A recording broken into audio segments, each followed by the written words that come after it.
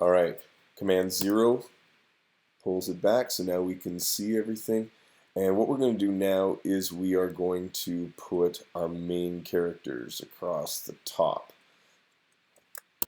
So let's start off by clicking in here, and I'm going to go down to about 67 as my font. I'm going to type in main hero and going to change the font color. Maybe I'll grab this a little bit right here, play around with that in a bit. And I want to actually go into my settings, and I'm going to play around with some of these settings right here. So first of all, highlight it, and I kind of want to have that H right there. It's part of there. So play around with that. And that is my leading part.